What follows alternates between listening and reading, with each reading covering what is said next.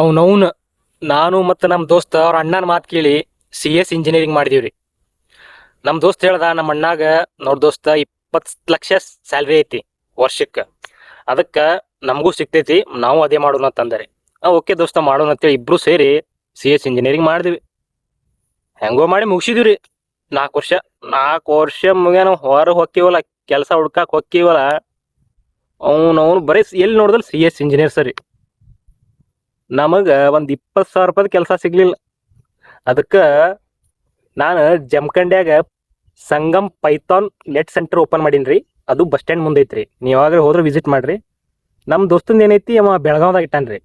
ಅವಂದು ಬಸವ ಜಾವ xerox shop ಅಂತ ಇಟ್ಟಾನ್ರಿ ಅವ ಶಾಪ್. ಮಸ್ತ್ ನಡೆಯತೈತ್ರಿ. ಈಗ ಇಬ್ಬರದು ಕಲ್ತಿದ್ದಕ್ಕೂ ಸಾರ್ಥಕ ಆಗೈತ್ರಿ, ಸಾರ್ಥಕ ಆಗೈತಿ. ಮತ್ತೆ ಭೇಟಿಯಾಗೋಣ. ನಮಸ್ಕಾರ.